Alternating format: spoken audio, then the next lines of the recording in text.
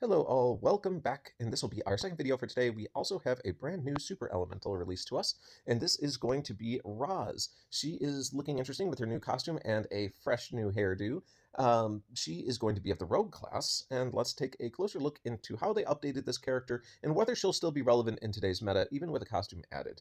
So, to remind everyone of what we're dealing with for the super elemental family. The super elemental family is going to increase the power of your tiles that match their color. In this case, your nature green tiles will be increased. One or more shields are enhanced to power gems each turn. The amount is the same as nature hero, or the amount is the same as the nature heroes in the team. 5 power gems per element can be on the board at any given time. So I like to call these things zappy tiles. She powers them up. At the end of each turn, these zappy tiles, as you can see, will zap the opponents for 20 damage at a random enemy at the end of the turn. This has been a very useful ability because a lot of times you'll have characters pop back up with like fighter res effects or whatever the case may be, and they come back up at 1 health, or you did a special and you almost killed someone but you didn't quite pull it off.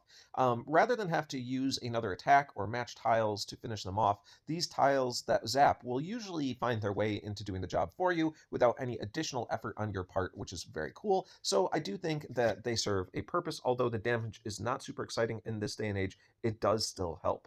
All right, so down in the passives department, as a reminder, they get Troop Mastery. Passive skill, which says this hero's troop deals extra elemental damage against weaker element. The dealt extra elemental damage is plus 150%, and then it says passive skill as defending character, this hero receives less elemental damage from troops of the stronger element. Received elemental damage down by 25%. Obviously a much more effective skill, I think, on offense than defense, but that's fine. So, Aether Power, we got our standard attack up, super nice, plus 20% for 6 turns. This is going to help her shoot harder at the beginning of battle, hopefully get a kill shot in. Now let's take a look at her skill. Sonic Infusion Arrow. Operating at fast speed, it's going to deal 540% damage to the target, so clearly a sniper. If there is 5 or more nature shields on the board, the damage is dealt to the target and nearby enemies instead. Okay, so she can turn herself into a Reaper status if there are 5 green tiles remaining on the board after you've powered her up to cast her special. It's important, that's after. So it's possible. 5 is not like an unreasonable amount, but I don't know. After casting her special, it still could be difficult at times.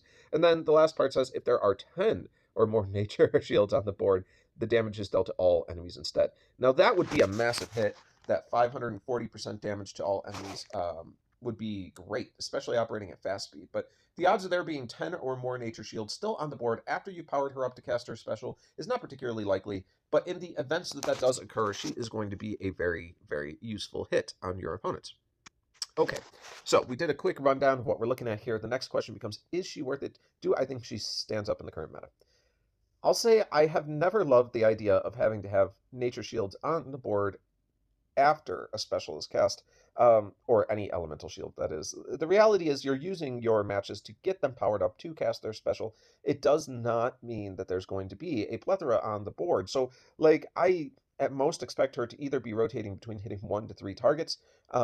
You can probably always count on one. So let's say she hits one target 60 to 65% of the time, and she hits 3 targets 35 to 40% of the time. So do I think she's worth it? I don't know. I'd say she's fine. She could be great again if, and I stress if, there are enough nature shields still on the board. I'm just going to rate her a 7 out of 10. I'd say she's pretty standard. Even with her costume, she's just an average hero. She's not bad. If you level her, you will get use out of her. She will help you, but she's not going to be a game-changing hero. But for those who do pull her, congratulations. She will still be fun to use, and super elementals with their zappy tiles can be quite entertaining. Just don't mix them with sleep. They'll keep waking up sleep targets. That's very frustrating. I've done that before. Anyway, have a wonderful morning, everyone. We'll talk to you soon.